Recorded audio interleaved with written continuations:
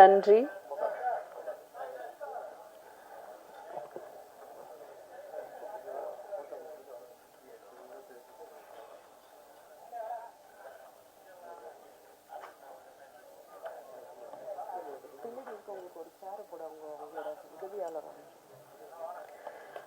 மங்கையராய் பிறப்பதற்கு நல்ல மாதவம் செய்திடல் வேண்டும் அம்மா.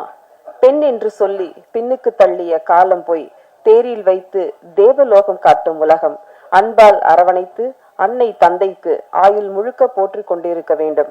அப்படி ஒரு மகளாக இலங்கையின் முதல் பெண் இசையமைப்பாளர் என்ற பெருமையோடு இன்றைய விழாவிற்கு காரணமான குயின் கோப்ரா ஃபேம் திருமதி பிரபாலினி பிரபாகர் அவர்களை வரவேற்புரை வழங்க அன்புடன் அழைக்கிறோம்.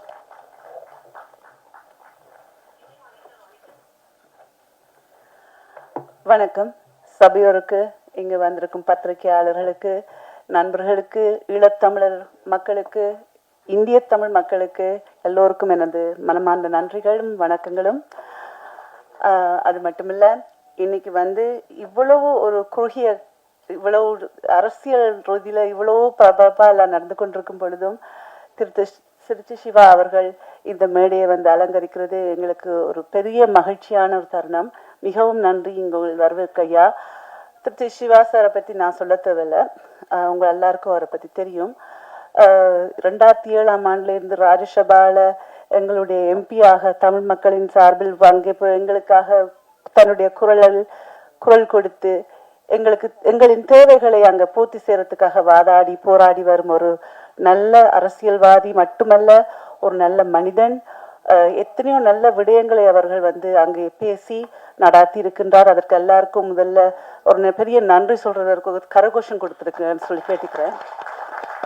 நன்றி ஐயா. உங்களை பத்தி பேசுறதுக்கு எனக்கு வயசுல எனக்கு முதல்ல உங்களை மாதிரி தமிழே வராது. ஆனா நான் உங்க மேல எவ்வளோ அன்பும் பாசமும் கௌரவம் வச்சிருக்கேன்றது எனக்கு தெரியும். கடந்த 15 வருடங்களாக ஐயா எனக்கு ஒரு நலம் விரும்பி, ஒரு நல்ல வெல்விஷர், என்ன ஒரு நல்ல கெட்டதுலயும் என்னோட பங்கெடுத்து நீங்க எங்க குடும்பம் மேல வச்சிருக்கிற அன்புக்கும் பாசத்துக்கும் மிகவும் நன்றியை நான் சொல்லிக்கிறேன். இதுல அடுத்ததாக திரு சீனு ராமசாமி சார், அவங்க தேசிய அவார்ட்ஸ் வின் பண்ண இயக்குனர் மட்டுமல்ல, சிறந்த கவிஞர். அவருடைய பல புத்தகங்களை வெளியிட்டிருக்காரு. மேகங்களின் பேத்தி என்ற ஒரு புத்தகம் எனக்கு ரொம்ப ரொம்ப ரொம்ப பிடிக்கும் சார். ஸோ இங்க பொன்னான நேரத்தை எங்களோட இன்றைக்கு கொண்டு இங்க எங்களோட பகிர்ந்து கொள்வதற்கு ரொம்ப ரொம்ப நன்றி. நான் சுருக்கமாகவே இன்னைக்கு பேசிக்கிறேன், ஏன்னா எல்லாரும் கொஞ்சம் பிஸியா இருக்கோம், கொஞ்சம் நிகழ்ச்சி ஆரம்பிக்க நேரம் ஆயிடுது. ஸோ அது மட்டுமல்ல, இன்னைக்கு திரு தீவான் அவர்கள் எங்களோட இணைந்திருக்கார். மிகவும் நன்றி மிஸ்டர் தீவான். என்னுடைய தோழி, இயக்குனர், கேமராமேன் வைஷாலி அவர்கள் எங்களோட இங்கே வந்திருக்காங்க. மிகவும் நன்றி அம்மா. And mister Dakshinamurthy sir, he is from Bravo music. இவங்க பல படங்கள் தயாரிக்கிறதும் மியூசிக் சேனல்ஸ் நடத்துறது அவங்க வேலை. அது மட்டுமல்ல, நான் அவரை ஒரு சின்ன ஒரு கதை சொல்ல விரும்புகிறேன். குயின் கோப்ரான்ற ஒரு ஆல்பம் நான் 2015 இங்கே ஆர்கேவி ஸ்டுடியோவில் வெளியிட்டு, அதுலேயும் திருச்சி சிவா சார் தான் தலைமை தாங்கி நடத்தினாங்க. அந்த விழா அந்த ஆல்பத்தை எனக்கு இங்கே டிஸ்ட்ரிபியூட் பண்ணது மிஸ்டர் தக்ஷணாமூர்த்தி சார் தான். அவங்களோட பிரேவோ அந்த சேனல் தான். ஸோ அவங்கள மேடையில கூப்பிட்டு வச்சு எனக்கு கௌரவப்படுத்துறதுக்கு அன்னைக்கு மறந்தும் போச்சு. ஏன்னா அவர் அவ்வளோ பிஸியா இருந்து இந்த கடைசி நேரம் மட்டும் என்னுடைய சீடி எல்லாம் கொண்டு வரணும். அந்த காலத்துல சீடி இருக்கும் இல்ல, அதெல்லாம் கொண்டு வரணும். ஹி வாஸ் சோ பிஸி, அங்கே எங்கே ஓடி தெரியுது. நான் அவரை மறந்தே போனேன். அப்புறமா தான் நிகழ்ச்சி நடந்துட்டு இருக்கு, அவர் மேடையில கீழே இருக்காரு. எனக்கு சும்மா பதறி போச்சு மனம் ஒரு நிமிஷம். ஐ எம் சோ சாரி, நான் அது வேணும்னே பண்ணல. இன்னைக்கு நான் உங்களுக்கு அதை மன்னிப்பு கேட்டுக்கிறேன். வேணும்னு நான் இதை சொல்லணும்ன்றது தான் என்னுடைய ஒரு மெயின் நோக்கமா இருந்துச்சு. ரொம்ப நன்றி. அந்த காலத்துல இருந்து எனக்கு எந்த இசைத்துறையிலையும் என்ன புத்தகம் தேவையோ எல்லாத்துலேயும் பக்கபலமா இருக்கிறது mister Dakshinamurthy. Thank you so much. அது மட்டுமல்ல, இங்க இப்போ நாங்க என்னுடைய அப்பப்பாவை பத்தி நாங்க கொஞ்சம் சொல்ல விரும்புறேன். என்னுடைய அப்பப்பா மாவண்ணா பீதாம்பரம் அவர்கள் ஒரு தமிழ் பண்டிதர் மற்றும் இந்து சமய விரும்பி. ஸோ அவங்க வந்து ஈழத்துல வந்து பெரிய பெரிய சாதனைகள் புரிந்தாலும் எங்களுடைய கலைகளை, கலாச்சாரத்தை, பண்பாட்டை எல்லாம் அவங்க வந்து அந்த காலத்துல நிறைய கவிஞர்கள் போல, நிறைய புலவர்கள் போல பாதுகாத்து வந்தாங்க. எங்களோட ஈழத்துல வந்து எங்களோட ஒரு 35 வருஷமா எங்களுடைய சரித்திரங்கள் வந்து அழிக்கப்பட்டு வருகின்றன, தமிழ் சரித்திரங்கள். ஸோ அதுல வந்து இப்போ நாங்க போராடி இப்போதான் நாங்க மீண்டு வந்திருக்கோம். இந்த கட்டத்துல என்ன மாதிரி பல தமிழர்கள் வந்து தங்களுடைய சரித்திரங்களை தேடி அதுல பதிவு செய்துட்டு இருக்காங்க. அந்த வகையில தான் என்னுடைய அப்பாவும் என்னுடைய அப்பப்பாவை பற்றி அந்த நினைவு மலர ஒரு மீள்பதிவு செய்திருக்காங்க. அதுலதான் இந்த வந்து பிள்ளைப்பாட்டு கவிஞர் விப்ல பீதாம்பரம் தமிழ்ச்சுடர் என்ற அந்த புத்தகம். இந்த புத்தகம் வந்து ஒரு நினைவு மலரா இருந்தாலும் அதுல வந்து பெரிய விஷயங்கள் எல்லாம் இருக்கு. என்னுடைய அப்பப்பா வந்து ஒரு சுவாமி விபுலானந்தரின் முதலாவது மாணவர் என்றது மட்டுமல்ல, அதுல பல விஷயங்கள், பல சரித்திர விஷயங்கள் எல்லாம் அதுல அடங்கி இருக்கு. அதை நீங்க உங்களால் முடிந்த அளவுக்கு படிச்சு பாருங்க. ஏன்னா இது வந்து எங்களுடைய சரித்திரத்துல, இலங்கையில் நடந்த ஒரு சரித்திரத்துல ஒரு சின்ன ஒரு அங்கம் என்றாலும் நாங்க அதை பதிவு செய்ய வேண்டும். ஏன்னா ஒவ்வொரு சின்ன சின்ன சின்ன துண்டா எங்களை அழிச்சுட்டே வந்ததால எங்களுக்கு அங்கே இது தமிழர் பூமி தானா என்ற ஒரு கேள்வியே கேட்டுக்கிற அளவுக்கு இப்ப இருக்கோம். சோ அது தமிழர் பூமி தான். ஆனால் நாங்க வந்து இந்த போரால நிறைய ஞாபகங்களை, நிறைய கலாச்சாரத்தை, நிறைய பண்பாட்டை, நிறைய உண்மைகளை அழித்து மறைத்து எங்களை ஒதுக்கி வைத்திருக்கின்றார்கள். அது இன்னும் நடந்துட்டு இருக்கு. ஆனால் எதிர்காலத்தில் அது வந்து இப்படிப்பட்ட புதிய புதிய பதிவுகளால் எங்களுடைய நெக்ஸ்ட் ஜெனரேஷனுக்கு, எங்களுடைய அடுத்த வாரிசுகளுக்கு நாங்க அதில் சொல்ல வேண்டும் என்று நான் தாழ்ந்து உங்களுடைய வேண்டிக் கொள்கின்றேன். அடுத்ததாக என்னுடைய அப்பா ஈழத்து மெல்லிசமன் எம்பி பரமேஷ், அவர் வந்து தன்னுடைய தமிழ் எல்லாத்தையும் கத்துக்கிட்டது அப்ப பாட்டு தான். ஆனா அது பிறக்கும் போது கலைஞர்கள் என்று சொல்லுவாங்க. நான் தலைக்கணத்துல பேசுறேன்னு நினைக்காதீங்க. நாங்க கற்றுக்கொண்டு சில கலைகளை செய்யலாம். பிறவி கலைஞன்ன்றது வந்து அது வேற எக்ஸ்ட்ரீம் லெவல். நான் வந்து இப்படிப்பட்ட அம்மாக்கும் சரி, அம்மா சங்கீத பூஷணம் சிவமாணி பரமேஷ் அவங்களுக்கும் சரி, இப்படிப்பட்ட ஒரு அப்பாக்கும் சரி, நான் ஒரு மகளா பிறந்தது ரொம்ப ரொம்ப நான் பாக்கியமா நினைக்கின்றேன். என்னுடைய கடமைகள் வந்து சிலது இருக்கின்றது. ஏன்னா எங்க குடும்பத்துல வந்து இனி ஒரு இசை வாரிசு இருக்குமான்றது கேள்விதான். ஏன்னா நாங்க எல்லாரும் வெளிநாட்டுல வாழ்ந்துட்டு இருக்கோம். ஸோ அந்த வெளிநாட்டுல வந்து எங்க தமிழ் மொழியே நாங்க காப்பாத்துறது ரொம்ப போராடிட்டு இருக்கோம். என் குழந்தைங்களுக்கு நான் தமிழ் மொழி கத்துக் கொடுக்கறதுக்கு ரொம்ப கஷ்டப்படுத்திருக்கேன். கொஞ்சம் கொஞ்சம் புரியுமா அவங்களுக்கு, பேச மாட்டாங்க. ஸோ இந்த கலாச்சாரம், பண்பாடு எல்லாம் அவங்களுக்கு கற்றுக்கொள்றதுக்கு வாய்ப்பே இல்லை. இனி அவங்க வந்து திருமணம் பண்ண போறது வந்து எங்க தமிழ் பெண்களான்றது அதெல்லாம் கேள்விக்குறிதான். ஸோ இது என்னுடைய குடும்பத்தில் வரும் கடைசி வாரிசு நான்.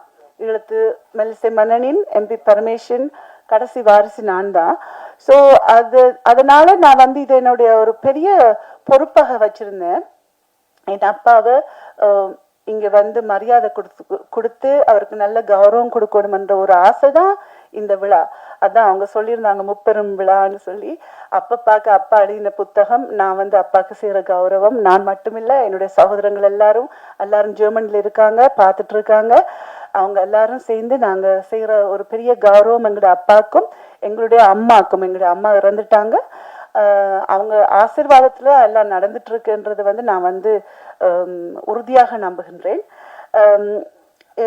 இதுல வந்து எனக்கு கிடைச்ச பெருமை என்னன்னு சொன்னா, இந்த தாய்க்கும் ஈழத்து மெல்லிசமன் எம்பி பரமேஷ் அவர்களுக்கும் ஒரு மகளாக பிறந்து என்னையும் வந்து ஒரு பெண் என்று சொல்லி அடக்காம, எனக்கு எப்போ இசையில் ஆர்வம் வந்துச்சோ பண்ணிக்கோன்னு சொல்லி விட்டுட்டாங்க. ஸோ அதை என்னை கட்டுப்படுத்தி இருந்தா நான் வந்து தொடர்ந்து இது பண்ணியிருக்க மாட்டேன். அதுக்கு நான் முதல்ல என்னுடைய அப்பாவுக்கும் நன்றி சொல்லிக்கிறேன். அதே மாதிரி என்னுடைய அம்மா, அவங்க வந்து இப்போ எங்க கூட இல்லை என்றாலும் அவங்க வார்த்தைகள் தான் என்னை வந்து எப்பவும் வளர்த்துட்டு வழிநடத்திட்டு வந்திருக்கு. நன்றியம்மா, நீங்க எங்கே இருந்தாலும் உங்க ஆசீர்வாதம் எங்களுக்கு வேணும். அடுத்ததாக சின்ன ஒரு விஷயம் நான் சொல்ல விரும்புறேன். ஈழத்து கலைஞர்கள் என்று சொன்னா நாங்க வந்து ரொம்ப கஷ்டத்துல, அதாவது ரொம்ப பாடுபடுவோம். உங்களுடைய முயற்சிகளை எல்லாம், படைப்புகளை வெளியில கொண்டு வர்றதுக்கு, எல்லாத்தையும் நடத்துறதுக்கு, ஒரு அங்கீகாரம் பெறுவதற்கு நாங்க ரொம்ப ரொம்ப ரொம்ப கஷ்டப்படுவோம். ஏன்னா இங்க நீங்க ஒரு சிஸ்டம் வச்சிருக்கீங்க. ஒரு ப்ரொடியூசர் இருப்பாரு, ஒரு டைரக்டர் இருப்பாரு, ஒரு ஆர்டிஸ்ட் இருப்பாங்க, நடிக்க வருவாங்க, அது இவங்க தான்ற ஒரு அமைப்பு இருக்கு. எங்க ஈழத்துல வந்து அது உருவாகும் முதல்லயே எங்களுக்கு போர் வந்து எல்லாத்தையும் அழிச்சிடுச்சு. ஸோ இப்போ கூட நாங்க இப்போ யங்ஸ்டர்ஸ் வந்து ஒரு படம் எடுத்தாலோ இல்லாட்டி ஒரு பாடலை செய்தாலோ அந்த 64 கலைகளும் என்று சொல்லுவாங்கல்ல, அதை வந்து ஒருத்தன் இல்லாட்டி 2 பேர் செய்திருப்பாங்க. அதாவது நீங்க வந்து ஒரு டிரெக்டர் என்று சொல்றது அவர் எங்க இயக்குனர் வந்து இயக்குனராகவும் இருப்பாங்க, அதே சமயம்ல ஆடைகள் ஹேர் ஸ்டைலிஸ்டா இருப்பாங்க, ஆடைகள் எடுத்து கொடுப்பாங்க. அந்த அந்த துறைகள் எல்லாத்தையும் வந்து ஒருத்தன் கவனிக்க வேண்டிய ஒரு கட்டாயம் இருக்கும். ஏண்டா எங்களுக்கு அதனால வருமானம் இல்லை. ஸோ இந்த இந்த போட்டி இருக்குல்ல, இந்த ஈழத்து கலைகள் இந்திய கலைகள் என்ற போட்டியை நாங்கள் எப்பவும் கம்பேர் பண்ணக்கூடாது. அதாவது ஒரு ஈழத்து படத்தை விட ஒரு இந்தியன் படம் எப்பவும் நல்லா தான் இருக்கும். ஏன்னா நீங்க எங்களுக்கு எல்லாம் மூத்தவங்க, நீங்க சொல்றது தான் நாங்க பார்த்து பார்த்து கத்துட்டு வர்றோம். எங்களுக்கு ஒரு ஒரு பாடசாலையோ இல்லாட்டிக்கு இப்போ நாடகம் கற்றுக்கொள்வதற்கு இடமோ கூட்டு என்னன்னு சொல்லுவாங்க, கூத்துப்பட்டறையோ அப்படியோ அந்த விஷயங்கள் எங்ககிட்ட இல்லை. ஸோ நீங்க வந்து இங்க இருக்கிற மக்கள் எங்களுக்கு அதை கற்றுக் கொடுங்க. அதாவது கலைஞர்கள் இந்திய கலைஞர்கள்ட்ட நாங்கள் எடுக்கிறது, இந்திய கலைஞர்கள் யாரு கண்டாலும் ஈழத்து கலைஞர்கள் சொல்லி வந்தா அவங்களுக்கு கற்றுக் கொடுங்க, அவங்கள உங்களோட சேர்த்துக்குங்க, எங்களை முன்னுக்கு வர வைங்க. நாங்க வந்து அடுத்த ஜெனரேஷன்ல நிச்சயமா அவங்க எப்படியாவது கஷ்டப்பட்டு முன்னுக்கு வந்துடுவாங்கன்னு நம்பிக்கை எனக்கு இருக்கு. ஆனா உங்களை பார்த்து தான் நாங்க வளர்ந்துட்டு வர்றோம். ஸோ அது என்னுடைய சின்ன ஒரு வேண்டுகோள். எங்களை ஒதுக்காம நீங்க உங்களை இணைச்சு பார்த்தீங்கன்னா நாங்களும் அது, ஏன்னா நாங்க வந்து வேற நாடு என்றாலும் ஒரே ரத்தம், நாங்க தமிழர்கள், நாங்க ஒன்று கூடி ஏதாவது ஒரு வழியில நாங்க இது வந்து செய்யணும்னு விரும்புறேன். மற்றது நான் வேகமா இந்த பேச்சை முடிச்சுக்கிறதுக்காக ஆசைப்படுறேன். என்னுடைய கணவர் பிரபாகரன் அமெரிக்கால இப்போ என் குழந்தைங்களை பார்த்துட்டு இருக்காரு. அவங்களுக்கு 14-16 வயசும். Thank you so much. என்னை வந்து என்னுடைய அப்பாவோட என்னுடைய கனவை இங்கே நிறைவேற்ற வைக்கிறதுக்காக ரொம்ப ரொம்ப நன்றி. ஒவ்வொரு ஆண்ட வெற்றிக்கும் பிறகும் பின்னாடியும் ஒரு பொண்ணு இருப்பாங்கன்னு சொல்லுவாங்க. என்னை பொறுத்தவரையில ஒரு பெண்ணின்ற வெற்றிக்கு பின்னாடியும் ஒரு ஆண் இருக்கணும். அது என் கணவர் சரியா செய்துட்டு வர்றாருன்னு நான் நினைக்கிறேன். ரொம்ப ரொம்ப நன்றி Karan. I love you so much. I love you Krish. I love you Karthik. உங்கள் அனைவரின் வரவுக்குமாக நான் ரொம்ப ரொம்ப ரொம்ப நன்றி கடமைப்பட்டிருக்கேன். அடுத்ததாக மிஸ் கவிதா அவங்கள வந்து தொடர்ந்து இந்த நிகழ்ச்சியை நடாத்துவதற்கு வேண்டுகிறேன். நன்றி. பாடல்களை கேட்டோம். உனக்கு தெரியுமா நான் உன்னை அழைத்தது, எனக்கு தெரியுமா நீ என்னை அழைத்தது அப்படின்னு அப்பாவோட வரிகள் கேட்டோம். ஸோ இப்போ நீங்க பாடினீங்கன்னா அந்த வார்த்தைகள் எங்களுக்கு அப்படியே 1960 நம்ம எம்எஸ்வி ஐயா போட்ட பாடல் மாதிரியே இருக்குது. ஸோ 2 வரையும் நீங்க பாடினீங்கன்னா நல்லா இருக்கும். நான் இந்த பாட்டை இப்ப ரீமிக்ஸ் பண்ணிருக்கேன், கொஞ்சம் புது ஸ்டைலா. ஆனா அதை நான் இப்ப பாடல, அது வந்து ஜனவரி மாசம் வெளிவிட இருக்கேன். ஸோ இப்ப வந்து என்னுடைய அப்பா என்னுடைய அம்மாக்காக எழுதிய காதல் கடிதம் எப்படி அது வந்து இலங்கை வானொலியில் பதிச்சு கொண்டு கொடுத்தாங்க என்று சொல்லி ஒரு சின்ன கதை ஒண்ணு இருக்கு. அது நான் சொன்ன வந்தா அது பெரிய பெரிய கதையாயிரும், நேரம் போயிடும். ஸோ ஒன்லி பாடுறேன். உனக்கு தெரியுமா நான் உன்னை நினைப்பது, எனக்கு தெரியுமா நீ என்னை அழைப்பது, மணக்க முடியுமா மலர் பறித்தெடுக்காமல், மாலையாகுமா அதை தொடுத்தெடுக்காமல், படிக்க முடியுமா தொடர்கதை தொடராமல், படிக்க முடியுமா தொடர்கதை தொடராமல், பாட முடியுமா ஒரு இசை எடுக்காமல், பாட முடியுமா ஒரு இசை எடுக்காமல், உனக்கு தெரியுமா நான் உன்னை நினைப்பது, எனக்கு தெரியுமா நீ என்னை அழைப்பது, உனக்கு தெரியுமா நான் உன்னை நினைப்பது, எனக்கு தெரியுமா நீ என்னை அழைப்பது. நன்றி நன்றி நன்றி.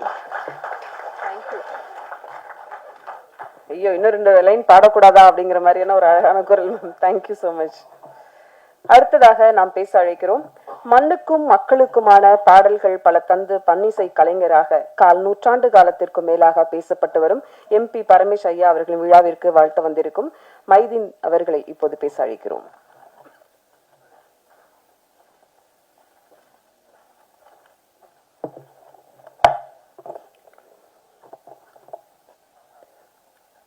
தமிழ்நாடு பிரசன்ட் மீடியா ரிப்போர்ட்டர்ஸ் யூனியனின் மாநில தலைவர் என்ற முறையில்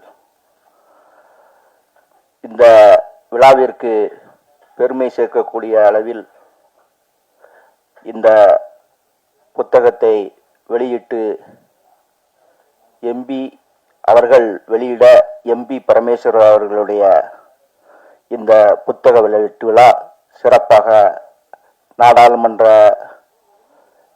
எங்களது தமிழ் பேச்சாலும் எங்கள் உள்ளத்தை கொள்ளை கொண்டிருக்கும் ஐயா சிவா அவர்களை நான் பாராட்ட கடமைப்பட்டுள்ளேன். அதேபோல் இங்கு அழகாக நம்மளையெல்லாம் இயக்குனர் சீனிவாசன் அவர்களுக்கும் இந்த நேரத்தில் இந்த புத்தகத்தை வழங்கி எங்களுக்கு ஒரு கம்பீர தோற்றத்துடன், பிரபாகரன் என்றால் ஒரு கம்பீர தோற்றம் ஒன்று உண்டு, அந்த இதற்கு ஏத்தாப்பிலே பிரபாகரன் அவர்களையும் இந்த தருணத்தில் நல்ல முறையில் இதை வழிகாட்டி தந்த PRO அவர்களுக்கும், இந்த நூல் வெளியீட்டு விழாவில் மெல்லிசை என்றால் நாம் எங்கொழுதும் கேட்கக்கூடிய மெல்லிசை, எங்கு சென்றாலும் நமக்கு மனதுக்கு இனிமையை கொடுக்கக்கூடிய மெல்லிசை, நான் இங்கு அவர்களை பாராட்ட வரவில்லை, வாழ்த்து பெற வந்திருக்கிறேன். ஏனென்றால் என்னுடைய வயதோ 47. அவர்களுடைய நம்மளுடைய ஜெர்மனியிலிருந்து இங்கு வந்து இந்த புத்தகத்தை வெளியிட நம்மளது MP பரமேஸ்வர் ஐயா அவர்கள் இங்கு தேர்ந்தெடுப்பதற்கு நமக்கும் தமிழ்நாட்டுக்கும் பெருமை சேர்க்கக்கூடிய வகையில் இருக்கிறது. நீங்கள் உங்கள் கரயோசங்களை எழுப்பலாம். ஏனென்றால் மதியம் நல்லா உணவருந்தி விட்டு ஆழ்ந்த தூக்கத்தில் இருந்து கொண்டிருக்கிறீர்கள். ஏனென்றால் உற்சாகம் எப்பொழுதும் இருக்க வேண்டும். ஒருத்தர் பேசும் பொழுது எனக்காண்டி கைத்தட்ட சொல்லல, இப்பொழுது அவர்கள் எல்லா விஷயங்களையும் தெளிவுபடுத்தினார்கள். நீங்கள் உற்சாகத்தோடு இருந்தால் மட்டும்தான் அடுத்து வரக்கூடிய பேசக்கூடியவர்களும் உற்சாகமாக பேசுவார்கள். ஏனென்றால் நம்மளுடைய பேச்சு கன்னடாவிலிருந்து இங்கு வந்து ஜெர்மனியிலிருந்து வந்து இந்த புத்தகத்தை வெளியிட தமிழ் பற்றுள்ள நம்ம மீது, அதேபோல் இலங்கையிலிருந்தும் வந்திருக்கக்கூடிய தமிழ் இனத்தினுடைய நம்மளுடைய பற்றாளர்களும் இங்கு வந்திருக்கிறார்கள். அதனால் உற்சாகத்தோடு உங்களை கரயோசங்களை எழுப்பி மற்றவர்களுக்கும் உற்சாகப்படுத்த வேண்டும்.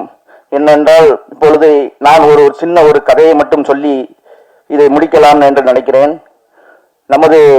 இப்பொழுது நான் எல்லோரும் செருப்பை வெளியே கழட்டி போட்டு வந்தால் செருப்பு வெளியே கிடக்கிறதா என்று ஒரு ஆர்வத்துடனும் ஒரு பயத்துடனும் இருப்போம்.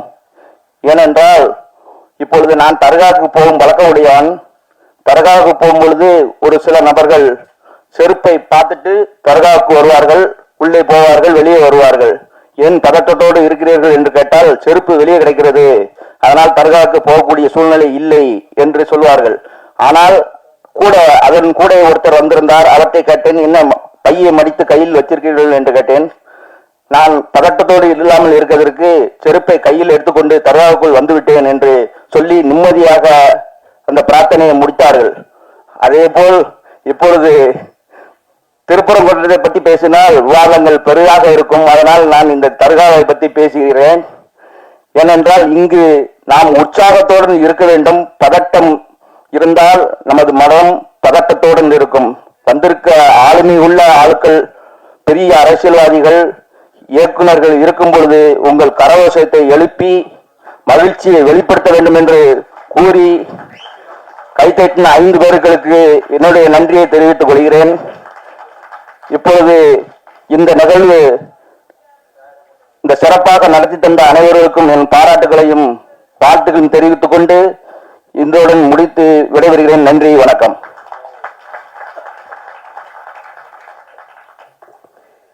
அடுத்ததாக நாம் பேச அழைக்கிறோம். உள்ளத்தில் தோன்றி உணர்வுகளில் உறைந்து கிடக்கும் நினைவுகளை ஈரம் காயாத எழுத்துக்களை படமாகவும் பாடமாகவும் தரும் இயக்குனர் சீனூர் ராமசாமி அவர்களை இப்போது பேச அழைக்கிறோம்.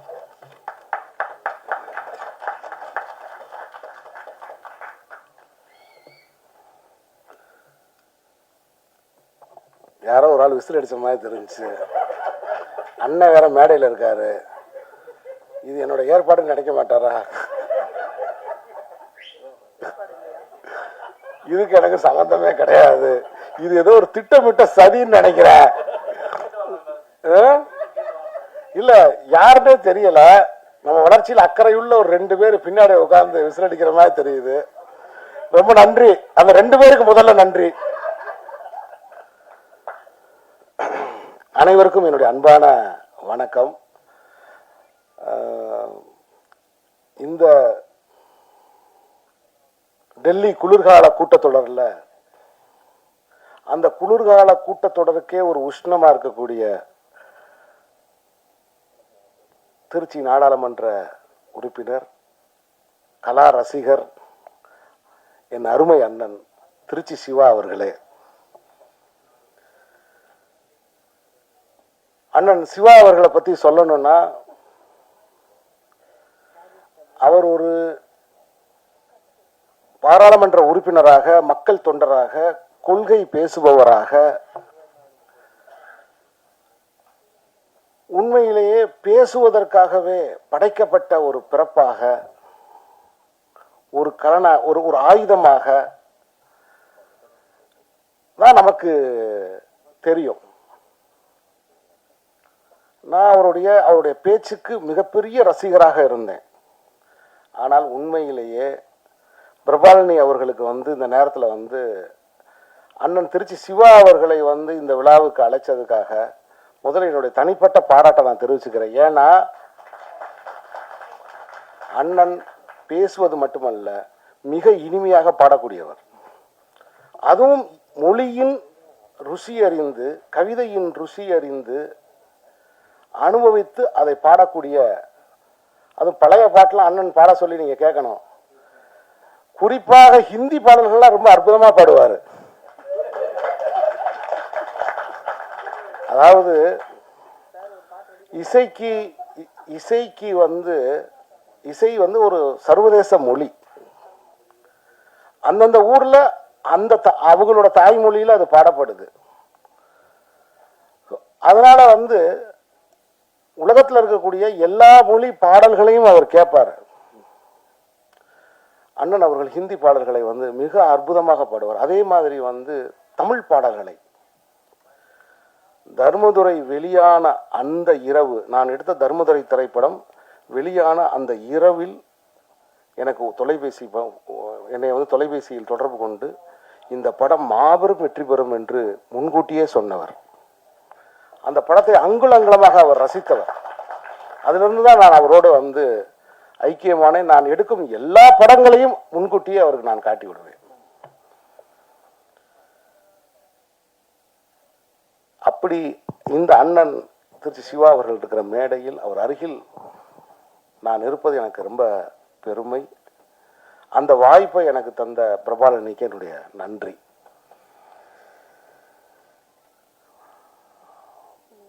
எனக்கு பக்கத்தில் இன்னொருத்தவங்க உட்கார்ந்துருக்காங்க பாருங்க. அவங்க வைஷாலி, மிகச்சிறந்த கேமராமேன். அவங்களும் இவங்களும் சேர்ந்துதான் அந்த இலங்கையில் அந்த ஆட்டம் போட்டது. ஷூட்டிங் இலங்கையில், பாட்டு, இசை, தன்னுடைய கலா ஆர்வத்தை பூரா வெளிப்படுத்தின அந்த கடற்கரையில், அதுக்கு காரணம் அவங்க. மிகச்சிறந்த ஒளிப்பதிவாளர். குறிப்பா அவங்க நல்ல மீன் குழம்பு வைப்பாங்க, அது எனக்கு தெரியும். ஒரு நாள் அவங்க வீட்டில் மீன் குழம்பு சாப்பிட்டேன். ரொம்ப பிரமாதமான மீன் குழம்பு. ஆனால் அதே சமயத்தில் ஃபோட்டோகிராஃபியும் அவைலபிள் லைட்டில் படம் எடுக்கிறதுக்கு ஒரு தனி ஆற்றல் வேணும்.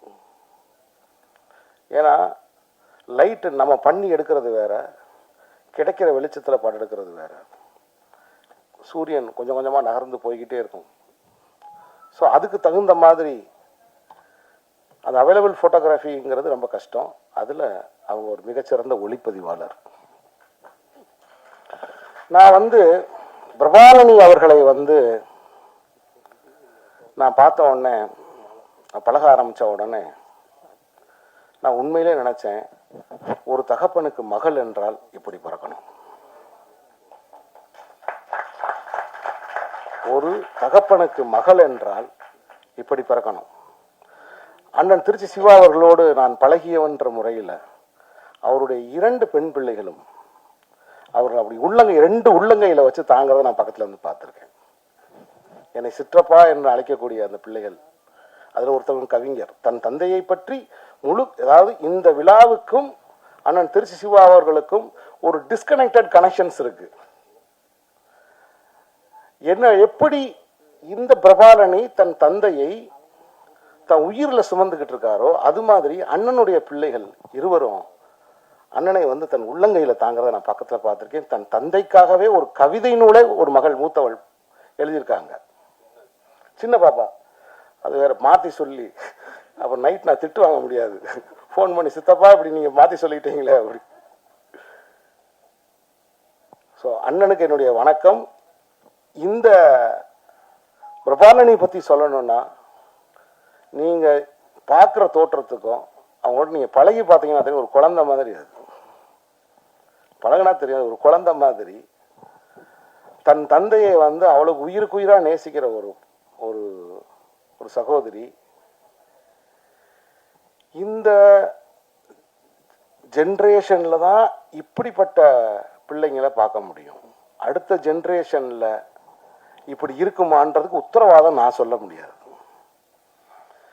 ஏன்னா வெளிநாட்டில் இப்போ பிரபாலனிக்கு இருக்கிற இதே தவிப்பு தான் ஏறக்குறைய உலக லெவலில் இருக்கக்கூடிய, இந்தியாவில் இருக்கக்கூடிய எல்லா பெற்றோர்களுடைய மன தவிப்பாயிருச்சு. ஏன்னா அதாவது படிச்சுக்கிட்டு இருக்கிற குழந்தைகள் பார்க்கறதுக்கு தொடங்கிருச்சு. சின்ன வயசுல இருந்து எல்லாத்தையும் பார்க்க ஆரம்பிச்சிருச்சு. அதுகளுக்கு எதன் மீதும் ஒரு தீவிரமான ஒரு பிடிப்பு, ஈடுபாடு, நம்பிக்கை அப்படிங்கிறது குறைஞ்சிக்கிட்டே இருக்கு. எல்லாத்தையுமே பார்த்துருது. எல்லா ஆச்சரியங்களும் ஒரு குழந்தைக்கு 10 வயதுக்குள் முடிந்து விடுகிறது. ஏன்னா படிக்கிற எல்லாருமே பார்க்கறதுக்கு ஆரம்பிச்சிட்டோம். இப்படி இருக்கிற இந்த இணைய வாழ்வுல பார்க்கிற எல்லாமே குடிப்பதற்கு தண்ணீர், பணம், இன்னும் கொஞ்ச நாள்ல சுவாசிக்கிறதுக்கு பணம் வந்துடும். இப்ப பார்த்தாலே பணம், பார்க்கிற எல்லாமே பணம். பார்த்தா காசு, பேசினா காசு, தண்ணி குடிச்சா காசு. அப்ப இந்த 3க்குமே காசு ஆயிடுச்சு. இப்ப குடியிருந்தா காசு. அப்ப ஒரு மனிதன் உயிரோடு இருக்கிறதுக்கே செலவழிக்கணும், அதுக்கு சம்பாதிக்கணும், வாழ்நாள் எல்லாம் சம்பாதிக்கணும். இப்படியான ஒரு ஒரு ஒரு காலகட்டத்தில், இந்த மாதிரியான ஒரு காலகட்டத்தில் ஒரு பெண் தன் தந்தையுடைய பாடலை, தன் தந்தையுடைய ஈழத்து மெல்லிசை மன்னர் MP பரமேஷ் அவர்களுடைய அந்த பாடல்களை மக்கள் மன்றத்தில் கொண்டு வந்து அறிமுகப்படுத்தி, இங்கே மட்டுமல்ல இலங்கை முழுக்க நிகழ்ச்சி நடத்தி, இவர் என் தந்தை, இவர் என் தந்தை, இவர் இசையமைத்த பாடல், இது என்னுடைய தாயார், இவங்க 2 பேரும் காதலுக்கு வரும் இந்த பாடல், கிட்டத்தட்ட அவருடைய ஒட்டுமொத்த ஆல்பத்தையும் அவர் போட்ட எல்லா பாடல்களையும் மக்கள் மன்றத்தில் திரும்ப பாடி. ஏன்னா அவங்க சொன்ன மாதிரி அழிந்து போன நகரம், அழிஞ்சு போன ஊர். பல பேருக்கு ஊரே இல்லை, பல ஊர்களில் தமிழர்களே இல்லை. அப்படியான ஒரு ஊர்ல, அப்படி ஒரு பாதிக்கப்பட்ட ஒரு ஊர்ல தன் தந்தையின் பாடலை தொடர்ந்து இசைத்து கொண்டே தன் தந்தையின் பெருமையை பேசிக்கொண்டே இருக்கிற பிரபாலனி பிரபாகரனுக்கு என்னுடைய வாழ்த்துக்கள். அதுவும் ஈழத்து முதல் பெண் இசையமைப்பாளர் என்ற பெருமை கொண்ட தங்கைக்கு என்னுடைய வாழ்த்துக்கள். அவருக்காக வேண்டியே நான் இந்த விழாவுக்கு வந்தேன். அதன் பிறகு அதனோட இனிப்பான ஒரு விஷயம் என்னன்னா, அண்ணன் சிவா அவர்கள் இந்த மேடைக்கு வந்தது. நான் இது எதிர்பார்க்கவே இல்லை. அண்ணன் சிவா அவர்களை நான் இந்த மேடையில் இன்னைக்கு நான் சந்திப்பேன் நான் எதிர்பார்க்கவே இல்லை. ஸோ இந்த புத்தகமானது புத்தகத்தை கையில் கொடுக்கவே இல்லை. கொடுத்துருந்தா நான் முழுக்க படிச்சுட்டு வந்து இதை பற்றி நான் கொஞ்சம் 2 வார்த்தை உங்களுக்கு சொல்லியிருப்பேன். அவர் தந்தை ஒரு கவிஞராக இருந்திருக்கிறார். கவிஞர் விபுல பீதாம்பரம் கவிஞராக இருந்திருக்கிறார். அதை பற்றி அவருடைய சரிதையை எழுதியிருக்கிறார். இந்த முக்கியமாக இந்த நூலில் நான் வந்து பார்த்து ஆச்சரியப்பட்ட ஒரு விஷயம் என்னன்னா, இதை பார்க்கும்போதே எனக்கு ஒரு விஷயம் தெரியுது. இலங்கைக்கும் தமிழ்நாட்டுக்கும் வர்த்தகம் மட்டுமல்ல, வாழ்வியல் உறவு எவ்வாறு இருந்தது என்பதை இந்த புத்தகத்தினுடைய முதல் பக்கமே எனக்கு சொல்லியது. அதில் குறிப்பாக அன்றைய கலைமகளின் ஆசிரியர் திரு கீவாஜா அவர்கள் இவருடைய தந்தைக்கு ஒரு இரங்கற்பா எழுதியிருக்கிறார். அன்றைய கலைமகளின் ஆசிரியர் கீவா ஜெகநாதன் அவர்கள், கீவாஜா என்று சொல்லக்கூடிய ஜெகநாதன் அவர்கள் இவருடைய தந்தைக்கு வந்து ஒரு இரங்கற்பா எழுதியிருக்கிறார். அந்த இரங்கற்பாவோடு இந்த புத்தகம் வந்திருக்கிறது. இந்த புத்தகத்தை முழுவதுமாக படித்துவிட்டு எனது கருத்துக்களை முகநூலில் நான் பதிவு செய்கிறேன். பிரபா, என்னை அழைத்தமைக்கு நன்றி. இங்கே விழாவுக்கு வந்திருந்த அத்தனை பேருக்கும் என்னுடைய வாழ்த்துக்கள். வணக்கம்.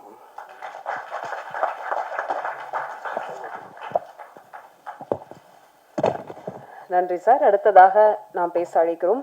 புலரும் ஒவ்வொரு தினமும் புத்தம் புதியாக படித்த கவிதை போல அன்பின் அடையாளமாய் ஈழத்து மக்களின் இதயம் நிறைந்தவர், 2000 பாடல்கள் தந்த பன்முக திறமையாளர், படைப்பாளி. இவர் வாழும் காலத்தில் நாம் வாழ்வது அருமையும் பெருமையும். அழைக்கிறோம் MP பிரமேஷ் ஐயா அவர்கள். நாய்க்கு அவங்கள்ட்ட கொடுங்க. அதற்கு முன்னால் பத்திரிகை தொடர்பாளர் குமரேசன் சார்பில் ஐயா அவர்களுக்கு இப்போது மலர் மாலையும் மரியாதையும் திரு நாடாளுமன்ற உறுப்பினர் அவர்கள் வழங்குமாறு அன்புடன் கேட்டுக்கொள்கிறோம்.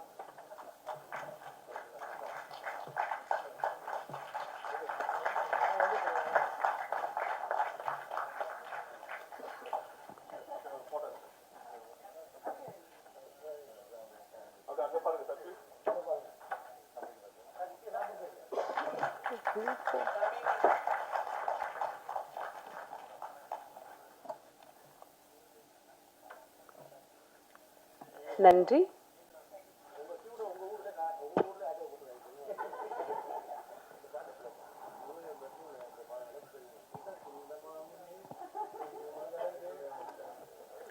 மைக் குமரேசன், மைக் வந்து ஐயா கிட்ட கொடுங்க.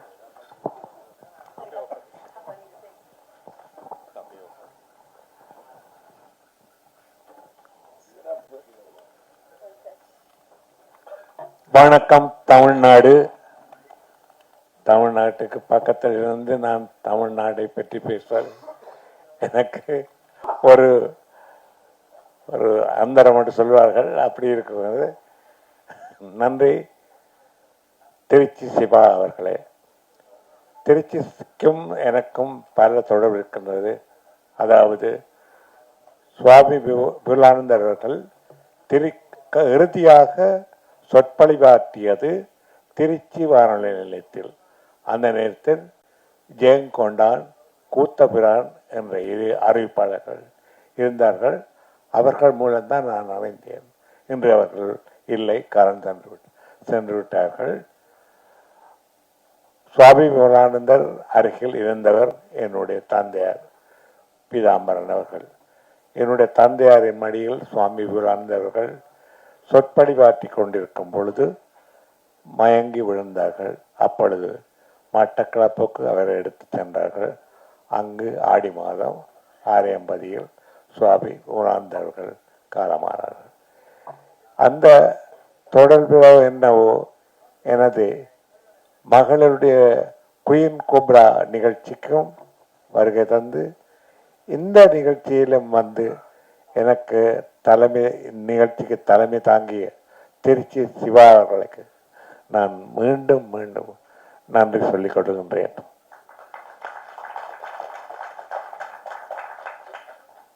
சீனு ராமசாமி அவர்கள் பேசிய பேச்சை கேட்டால் அதனால் நான் என் பேச்சை பேசவே இல்லை.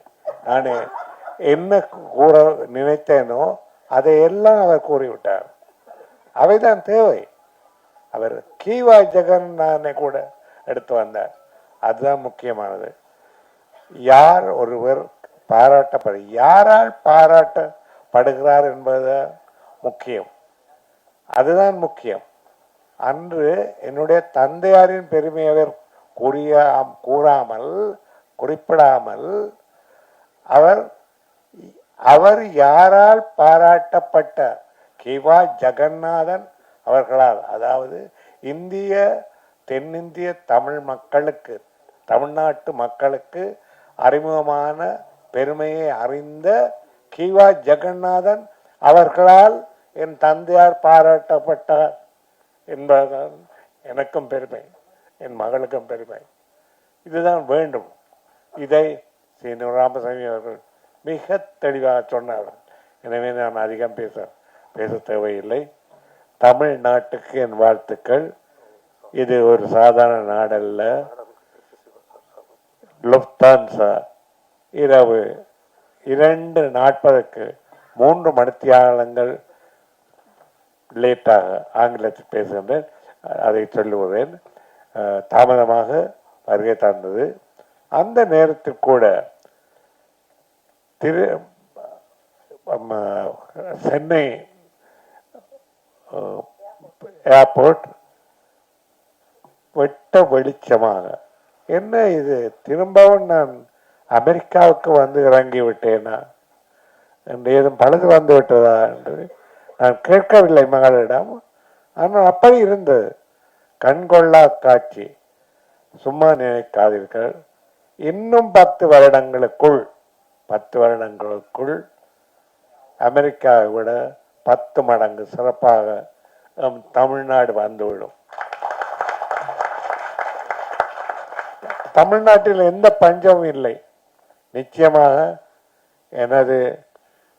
நான் தமிழ்நாட்டில் இருந்திருந்தால் இன்று நீங்கள் பாடல்கள் கேட்டிருப்பீர்கள். இந்த பாடல்கள் அனைத்தும் இலங்கை கலைஞர்களாக ஒளிப்பதிவு செய்யப்பட்டவை.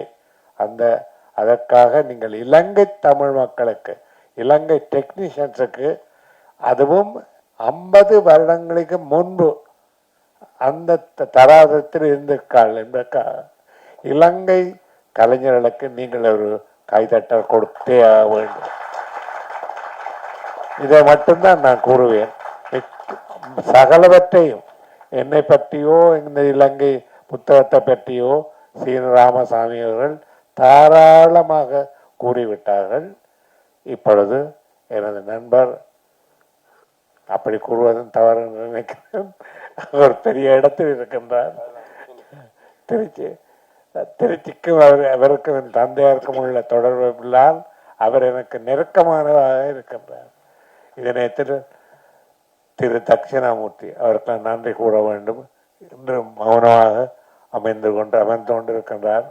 மௌனத்துக்கு காரணங்கள் அவருடைய சில தொலைக்காட்சி நிகழ்ச்சிகளை நீங்கள் கேட்டிருந்தால் கேட்டவர்களுக்கு தெரிந்திருக்கும். அதை நான் மீண்டும் நினைவுபடுத்தவில்லை. எனது சீடிக்களை, இசைத்தட்டுக்களை எனக்கு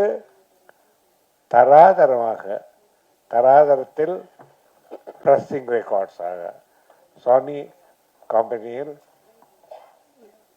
மிக மிக குறைந்த விலையில் இலவசமாக கொடுப்பதற்காக அவற்றை எனக்கு அச்சிட்டு பிரசிங் செய்து கொடுத்தவர் திரு தட்சிணாமூர்த்தி அவர்கள். அவருக்கும் அவருடைய மனைவிக்கும் 1 வருடத்துக்குள், அதை நான் கூறலாமா தெரியவில்லை, அவரை விட்டு பிரிந்த அவரின் மகளுக்கும் அவரின் ஆத்மா சாந்தி அடைய வேண்டும் என்று கூறி நான் விடைபெறுகின்றேன். சந்தோஷத்திலும் ஒரு கவலைகள் இருக்கும். அப்படி இருந்தும் அவர் வந்து இங்கே அமர்ந்திருப்பது அது ஒரு மிகச் சிறப்பு. மீண்டும் அவருக்கு ஒரு கைதட்டல் கொடுங்கள்.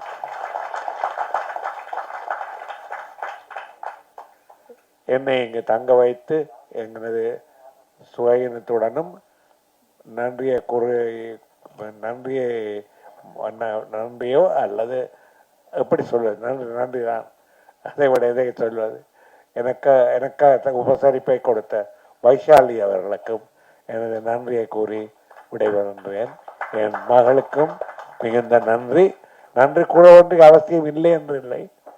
பெற்றோர்க்கு பிள்ளைகள் இந்த கடமையை செய்ய வேண்டும் என்பதை எடுத்து காட்டவே நான் இதை தமிழ்நாட்டில் இந்த நிகழ்ச்சியை செய்ய வேண்டும் என்று ஆசைப்பட்டேன். மீண்டும் கூறி விடைபெறுகின்றேன். பெற்றோர்களுக்கு அவர்கள் யானைக்கும் மனிதர்க்கும் 100 வருடங்கள் வாழ்க்கை என்றால் பிறந்து 14 வருடங்களும் வாலிபர்கள் ஆவதற்கும் குமரிகள் ஆவதற்கும் பெற்றோர்களின் துணை அவர்களுக்கு தேவைப்படுகிறது. அதுபோல் 86 வயது முதல் 100 வயது வரை பெற்றோர்களுக்கு பிள்ளைகளின் உதவி தேவைப்படுகின்றது. இது சரியாக வரும் என்றால் கூட்டு குடும்பம் மீண்டும் ஆரம்பித்துவிடும். அது வர வேண்டும். அன்றுதான் தமிழ்நாடு மீண்டும் செழிக்கும். நன்றி, வணக்கம். நன்றிங்கய்யா உங்களுடைய வாழ்த்துக்கும் வார்த்தைகளுக்கும். அடுத்ததாக களம் அறிந்து காலம் அறிந்து இடம் அறிந்து சிந்தனை செயல்கள் கூர்மையாக கவனித்து ஆழ்ந்த அறிவும் ஆற்றலும் உயிர்ப்பான விஷயங்களை முன்னெடுத்து தளபதி வழியில் கடமை காக்கும் கழகத் தொண்டன் எங்கள் தஞ்சை மண்ணின் இளங்காட்டு மைந்தன், எப்போதுமே வீரன், பேச்சாளர், எழுத்தாளர், இலக்கியவாதி, மாநிலங்களவை நாடாளுமன்ற உறுப்பினர், திமுக துணை பொதுச் செயலாளர் திருச்சி சிவா அவர்களை இப்போது பேச அழைக்கிறோம். சார், அப்படியே அந்த ஹிந்தி பாட்டு ஒன்று பாடியிருக்கு சார்.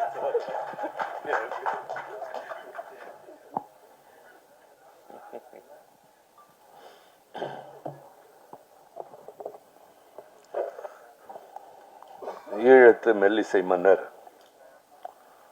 நம்முடைய அன்பிற்கினிய பி. பரமேஷ் அவர்களுக்கு அவருடைய இசை பயணம் தொடங்கி 60 ஆண்டுகள் நிறைவுற்றதை முன்னிட்டும் அவருடைய தந்தையார் விபுல பீதாம்பரத்தை பற்றி அவர் எழுதிய நூலினை வெளியிட்டும் சிறப்புற நடைபெறுகின்ற இந்த நிகழ்ச்சியிலே நூலின் முதல் பிரதியை பெற்றுக்கொண்ட என்னுடைய மனங்கவர்ந்த இயக்குநர்களில் மிக முக்கியமான என் அருமை தம்பி இயக்குனர் சீனு ராமசாமி அவர்களே, தன்னுடைய தந்தை வழியிலே நின்று இந்த விழாவை எழிலுற நடத்தி கொண்டு பொறுப்புணர்ச்சியுடன் ஒரு சிறந்த மகளாக நூலினை வெளிக்கொணர்வதற்கு முழு முயற்சி எடுத்ததோடு மட்டுமல்லாமல் எங்களை போன்றோரை அழைப்பதற்கும் மிகுந்த பிரயாசம் எடுத்துக்கொண்ட இசையமைப்பாளர் பாடகி பிரபாலினி பிரபாகரன் அவர்களே, விழாவிலே பங்கேற்றிருக்கின்ற இயக்குனர் வைஷாலி அவர்களே, பத்திரிகையாளர் மைதீன் அவர்களே, அன்பிற்கினிய தட்சிணாமூர்த்தி அவர்களே, நிகழ்ச்சியை தொகுத்து வழங்கி கொண்டிருக்கின்ற கவிதா அவர்களே, PRO தம்பி குமரேசன் அவர்களே, விழாவினுடைய நாயகனாக அமர்ந்திருக்கின்ற ஐயா பரமேஷ் அவர்களே,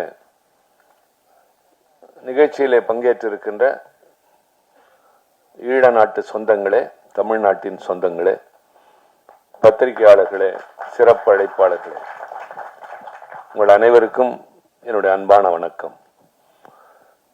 மிகைப்படுத்தி அவர்கள் யாரும் கூறவில்லை. நாடாளுமன்ற குழு கூட்டம் ஒன்று நடைபெற்றுக் கொண்டிருக்கின்றது.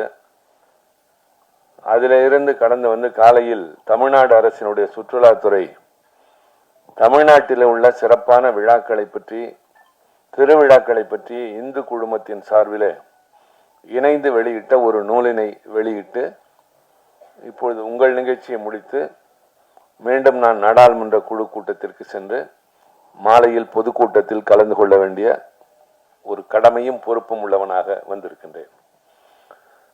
இத்தனை பணிகளுக்கு இடையிலே இதற்கு முக்கியத்துவம் தந்ததற்கு பல காரணங்கள் உண்டு.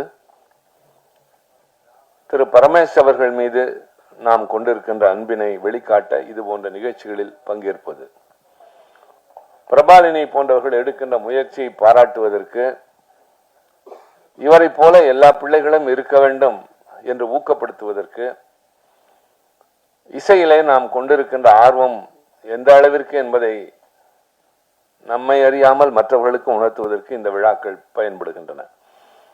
ஆக இருக்கின்ற பணிகளை காட்டி வர இயலவில்லை என்று சொல்வதில் எனக்கு உடன்பாடு இல்லை.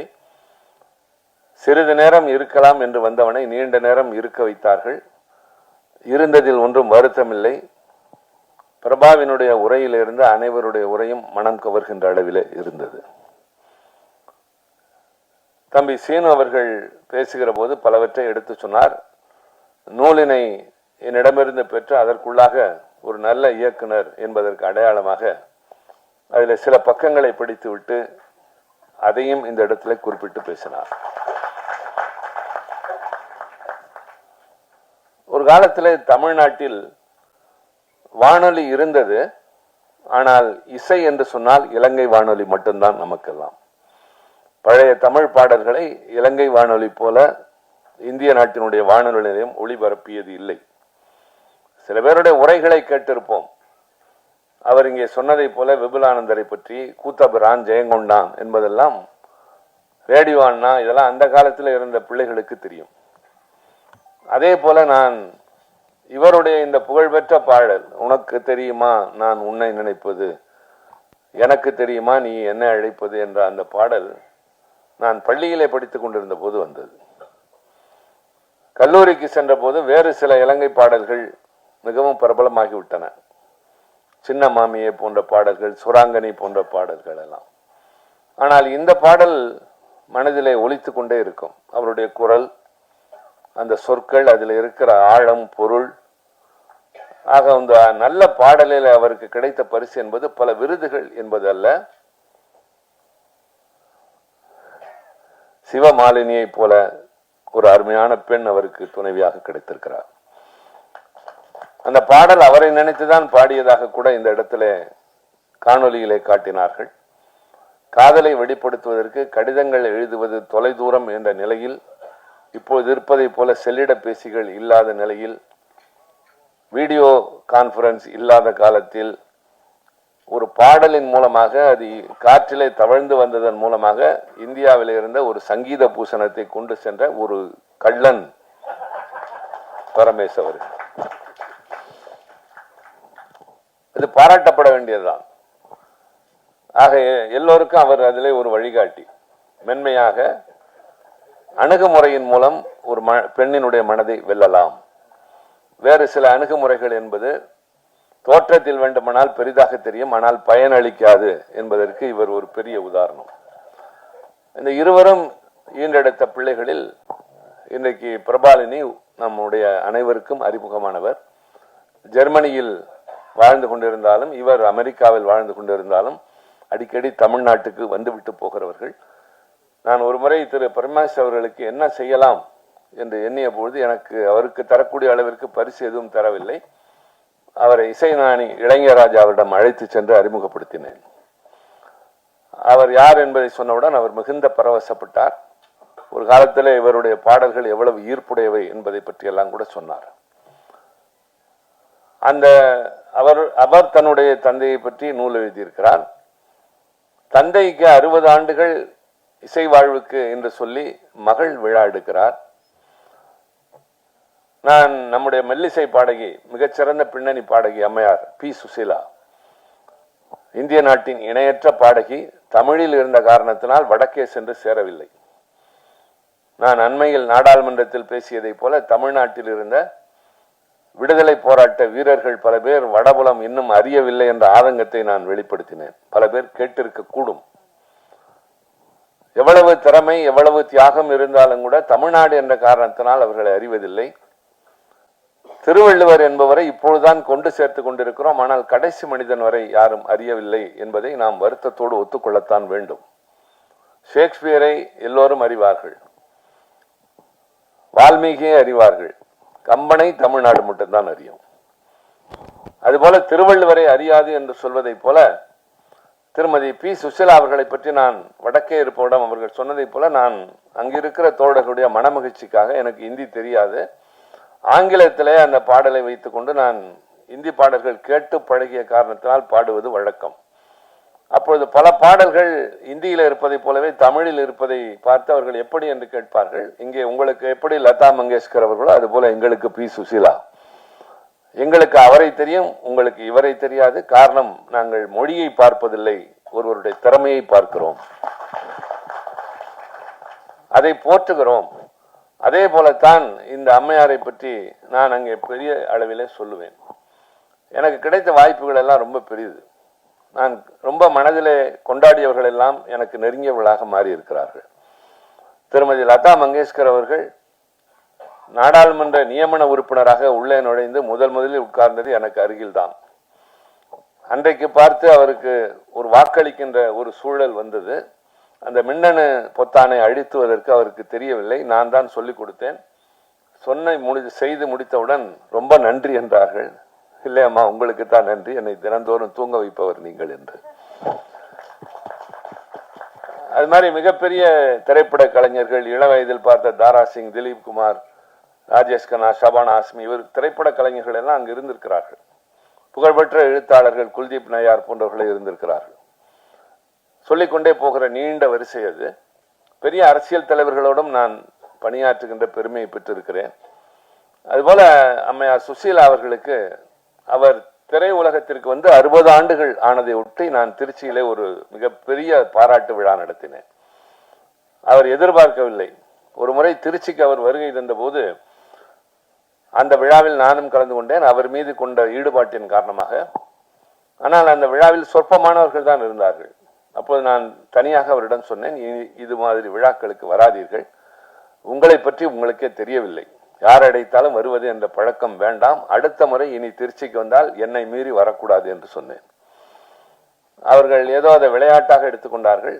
பின்னர் அவரிடம் தேதியை உறுதி செய்துவிட்டு மெல்லிசை மன்னர் MS விஸ்வநாதன், கவி பேரரசு வைரமுத்து, நடிகர் ராஜேஷ் அவர்கள், MN ராஜமம், AL ராகவன், வெண்ணிராடை நிர்மலா, இவர்களெல்லாம் அழைத்து ஒரு பெரிய நிகழ்ச்சி, 10,000 பேர் அதில் குழுமி இருந்தார்கள் திருச்சியில் பொது மைதானத்தில். கட்டணம் உங்கள் வருகையும் வாழ்த்தும் என்று மட்டும் நான் வெளியிட்டிருந்தேன். நிதி வசூல் செய்யவில்லை, டிக்கெட் வசூல் கிடையாது. அந்த விழா, அதில் இருந்த கூட்டம், அதில் இருந்த வாழ்த்தொலி அந்த அம்மையாரை அவ்வளவு பெருமை மனமகிழ்ச்சி ஏற்படுத்தியது. அதுபோல பரமேஸ் அவர்களுக்கு இசை வாழ்வு என்பது 60 ஆண்டுகள் என்பதை இந்த சின்ன மன்றத்திலே நடத்துகிறோம். எவ்வளவு பெரிய மன்றம், எத்தனை பேர் என்பதை விட வந்திருக்கிறவர்கள் எப்படிப்பட்டவர்கள் என்பதை பொறுத்து அந்த விழாவிற்கு முக்கியத்துவம் கிடைக்கிறது. ஆக இங்கே குறைந்த அளவு 10,000 பேர் இல்லை என்றாலும் வந்திருக்கிற அத்தனை பேரும் நல்ல கலைஞர்கள், நல்லதை பாராட்டக்கூடியவர்கள் என்பதை நான் உணர்கிறேன். இல்லாவிட்டால் இந்த நேரத்தில் இவ்வளவு நேரம் நீங்கள் காத்திருக்க வாய்ப்பு கிடையாது. அந்த வகையில் உங்களுக்கு நன்றி. நான் பரமேஸ் அவர்களுக்கு சொல்வேன், வந்திருக்கிறவர்கள் அத்தனை பேரும் உங்கள் மீது அன்பு கொண்டவர்கள், உங்கள் திறமையை மதிக்கிறவர்கள். உங்களுடைய அந்த பாடலை இப்பொழுது பிரபா பாடிய பொழுது, பிரபா பேசியதும் எனக்கு ஆச்சரியமாக இருந்தது, பாடியது மகிழ்ச்சியாகவும் நெகிழ்ச்சியாகவும் இருந்தது. நல்ல குரலில் உங்களுடைய பாடலை பாடிய போது எங்களுக்கே அதில் ரொம்ப திரும்பி பாட வேண்டும் என்பது போல தோன்றியது. அவ்வளவு பிரபலமான அந்த பாடல். ஆக நிறைய பேச விரும்பினாலும் முடியாத சூழல். இங்கே நிறைய பேச வேண்டும் என்பதும் அவசியமில்லை. ஒரு அருமையான தந்தையை பற்றி அவருடைய மகன் நூல் எழுதியிருக்கிறார். நன்றி அவருக்கு, இவர் அவருக்கு காட்டிய நன்றி. அந்த தந்தைக்கு விழா எடுக்கிறார் இந்த அன்பு மகள். சீனு சொன்னதை போல, என்னுடைய பிள்ளைகளைப் போல பிரபாலினி அவர் மீது அன்பு கொண்டவர். சீனு சொன்னார், அவருடைய எல்லா படங்களையும் எனக்கு காட்டிவிட்டு தான் திரையிடுவது வழக்கம் என்று.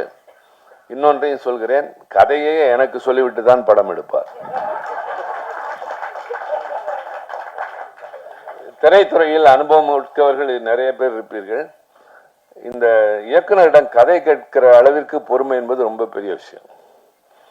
அதாவது அந்த சீன் பை சீன் என்று சொல்லுகிற போது நமக்கு அதெல்லாம் பழக்கமே இருக்காது. கதை என்றால் 2 வரிகளை சொல் என்பார்களே, 2 லைன் ஸ்டோரி, அது மாதிரி சொல்லலாம், அல்லது கொஞ்சம் ஒரு மாதிரி சொல்லலாம். காலார நடக்கலாம் என்று கடற்கரைக்கு கூட்டு போய் 4 நடை நடப்போம். அந்த அண்ணா நினைவிடத்தில இருந்து காந்தி சிலையிலிருந்து திருப்பி நடக்கிற வரை கதையை சொல்லிக் கொண்டே இருப்பார். கால்கள் களைத்து போகிறதோ இல்லையோ அவருக்காக அந்த கதையை கேட்பேன். பின்னர் நான் மேல் கருத்து சொல்கிற போது அதை ஏற்றுக்கொள்வார். அந்த அளவிற்கு தம்பி சீனு அவர்களுக்கு என் மீது பிரியம், எனக்கும் அவர் மீது நிரம்ப அக்கறை. வெற்றி பெற வேண்டிய இன்னும் அவருடைய உயரம் நிறைய இருக்கிறது. ஆனால் எல்லாவற்றையும் போல, எல்லா தமிழர்களையும் போல அவருக்கும் இன்னும் கிடைக்க வேண்டிய உயரம் கிடைக்கவில்லை. ஆனால் கிடைக்கும் என்று நம்புகிறேன், கிடைக்க வேண்டும் என்று நான் வாழ்த்துகிறேன். அதுபோல வைசாலி ஒரு படம் எடுத்திருக்கிறார். அந்த படத்தினுடைய நோக்கத்தின் காரணமாகவாவது அது வெற்றி பெற வேண்டும். பலரும் அதை பார்த்து அதன் மூலமாக உத்வேகமும் உணர்ச்சியும் பெற வேண்டும், பெறுவார்கள் என்று நான் நம்புகிறேன். ஆக இந்த விழாவில் பலர் கலந்து கொண்டிருக்கிறீர்கள். நானும் கலந்து கொண்டேன். நிறைய நிகழ்ச்சிகள் இருந்தாலும் இப்போது நான் இதை முடித்துவிட்டு அவசரமாக கிளம்ப வேண்டிய இந்த நிலையில் இவ்வளவு நேரமாக நான் முன்னால் சொன்னேன், நான் முதல்லேயே பேசிவிட்டு போகிறேன் என்றேன். அதற்கு அவர்கள் இசைவு தெரிவிக்கவில்லை. எனக்கும் அது ஏற்புடையதாக தெரியவில்லை. எனவே வந்த இடத்தில் அவசரப்பட்டு செல்வதை விட நான் காலையிலிருந்து ஓடிக்கொண்டே இருக்கிறேன். 2வது விழாவில் முதலில் வேண்டாம் என்று சொல்லிவிட்டு எனக்கு நிலைமை தெரிந்து அங்கேயே கொஞ்சம் லேசாக உணவருந்திருக்கிறேன். இப்போது நேராக அடுத்த நிகழ்ச்சி, அது முடிந்தால் முகம் கழுவிக்கொண்டு அடுத்த நிகழ்ச்சிக்கு சென்று நாளை கோவை சென்று பின்னர் அடுத்த நிகழ்ச்சிகளை தொடர வேண்டும் என்ற நிலையில் எங்கள் கடமை தொடர்கிறது. எங்கள் கடமை இப்படி தொடர்வதோடு மட்டுமில்லை, நாடாளுமன்றத்தில் உங்களுக்காக குரல் ஒலித்துக் கொண்டே இருக்கின்றது. நான் இங்கே அரசியல் பேசவில்லை. ஆனால் இந்த நாட்டில் பல சங்கடமான சூழ்நிலைகள் இருக்கின்றன. நாடாளுமன்றம் என்பது கருத்துக்களை பகிர்கின்ற ஒரு மன்றம், விவாதங்கள் நடக்கின்ற மன்றம். ஒருவர் கருத்து சொன்னால் அதை பேச சொல்லி கேட்டு அதற்கு பதில் சொல்கின்ற மன்றம் என்பதெல்லாம் மலையேறிவிட்டது.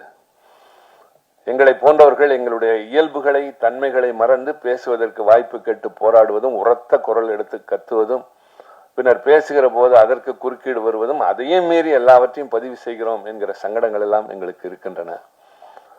நான் சொல்வது, மீண்டும் சொல்கிறேன், அரசியல் இல்லை. நாடாளுமன்ற ஜனநாயகம் நிலைத்திருந்தால்தான் இந்திய நாட்டின் ஜனநாயகம் நிலைத்து நிற்கும். உலகத்தின் தலை சிறந்த ஜனநாயக நாடு நம்பர் 1 இந்தியா தான் என்கின்ற பெயரை பெற்றிருக்கிறோம். ஆக அந்த இடத்திலும் கூட நிதானம் இழக்காமல், பொறுமை இழக்காமல் கடமை ஆற்ற வேண்டும். இந்த நாட்டினுடைய மக்கள் ஜனநாயகத்தை, மக்களுக்கான குரலை ஒலிக்க வேண்டும் என்று கடமை ஆற்றிக் கொண்டிருக்கிறோம். இப்படி வருகிற போது உங்களை சந்திக்கிற நேரத்தில் நீங்கள் வாழ்த்தினால் அந்த வாழ்த்து எங்களுக்கு உற்சாகத்தை தரும். அதன் மூலமாக உத்வேகம் பெறுவோம். பெயரளவிற்கு என்று ஒரு பொறுப்பை வைத்துக் கொள்ளாமல் கடமை ஆற்றிக் கொண்டிருக்கிறோம். அந்த கடமைக்கு இட இதுவும் ஒரு கடமைதான். இலக்கியம் என்பது நம்முடைய வாழ்வின் ஒரு அங்கம். தமிழனை போல் வாழ்வில எல்லாம் பெருந்தியவன் யாரும் இல்லை. வீரம் இருந்தது, காதல் இருந்தது, மானம் இருந்தது, கலை இலக்கியத்தில் ஆர்வம் இருந்தது. உலகத்திற்கு வழிகாட்டியாக வாழ்ந்தவன் தமிழன், உலகத்தில் உயர்ந்து நின்றவன் தமிழன், எல்லோரையும் அரவணைத்து சென்றவன் தமிழன்.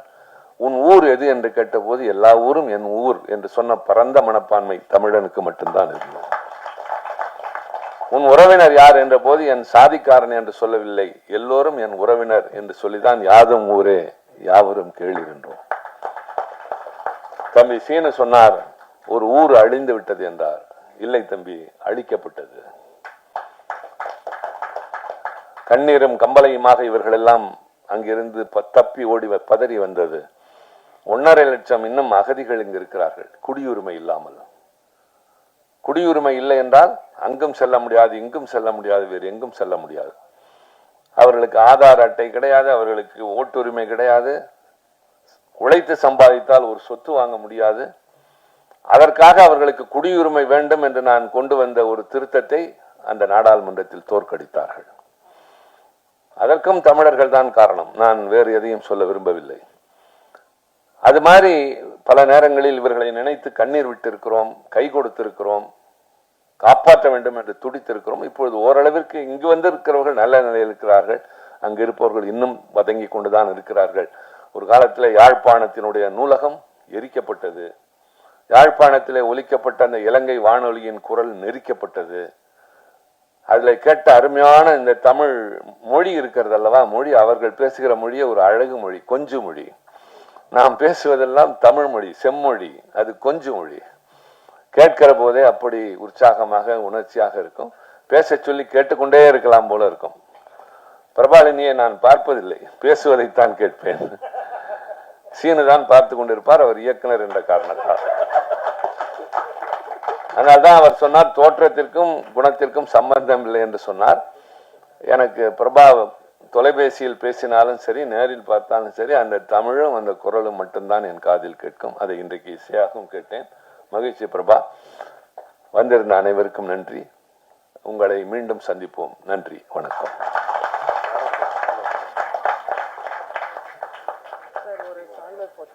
பாட்டு பண்ணுமா? ஆமா சார், ஒரு நல்ல தமிழ் பாட்டு பாடுறீங்களா சார்? Ready sir. இது எங்களுக்கான மேடை சார், பாடுங்க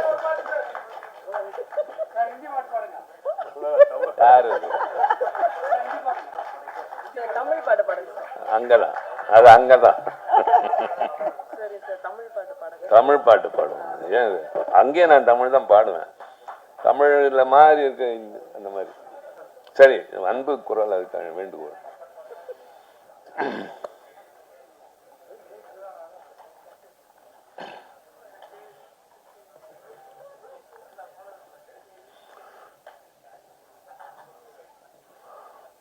மௌனமே பார்வையால் ஒரு பாட்டு பாட வேண்டும், நாணமே ஜாடையால் ஒரு வார்த்தை பேச வேண்டும்.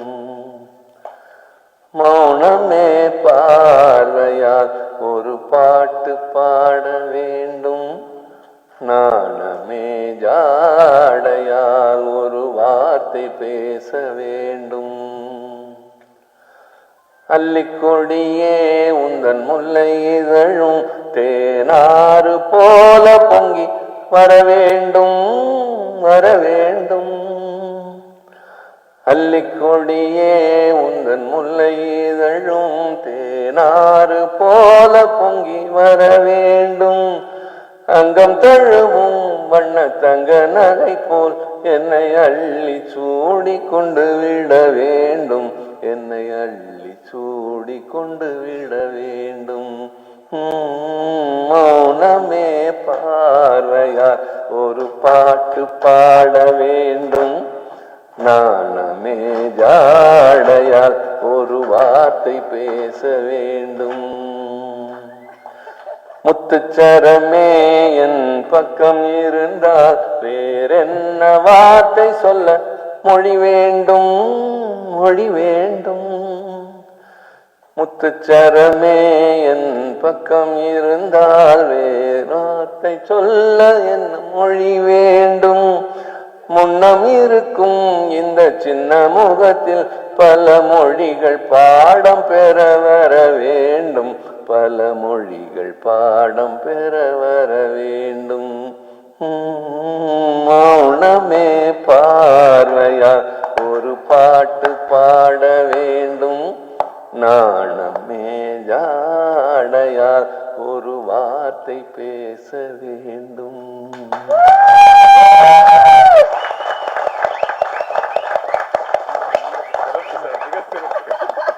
சார் ரொம்ப நன்றிங்க சார். சீனு ராமசாமி சார் வந்து உங்களுக்கு கதையெல்லாம் டிஸ்கஸ் பண்ணாங்களே, உங்களை நடிக்க என்னைக்காவது கூப்பிட்டுருக்காங்களா சார்?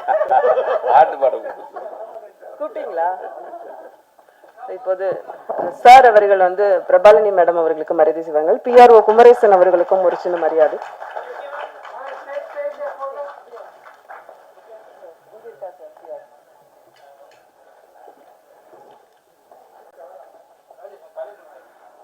சார் குமரேசன் சாருக்கு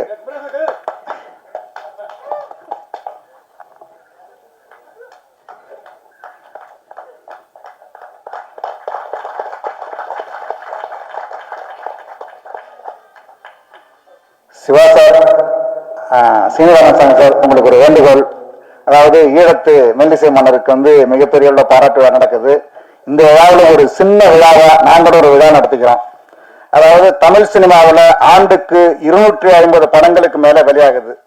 அந்த படங்களுக்கு இசை வெளியீட்டு விழா, பட அறிவிப்பு விழா, இப்படி நிறைய விழாக்கள் நடக்குது. இந்த விழாக்கள்ல நிறைய தொகுப்பாளினிகள் வந்து அந்த சினிமாவை வந்து நல்ல பிரபலப்படுத்துவாங்க நம்மளுடைய நல்ல வார்த்தைகளால. அந்த மாதிரி ஒரு நல்ல தொகுப்பாளனி நம்முடைய கவிதா அவர்கள், பத்திரிகையாளர் கவிதா அவர்கள்.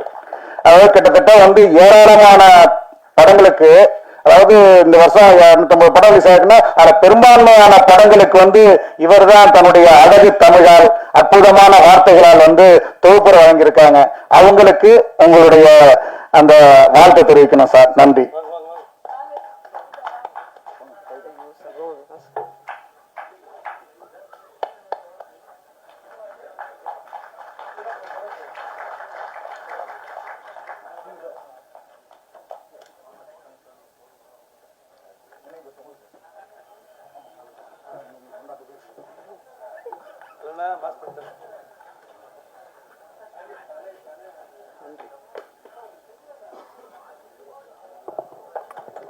விழாவிற்கு வந்திருந்து சிறப்பித்த அனைவருக்கும் எங்கள் அன்பும் நன்றியும். Thank you so much. Take care.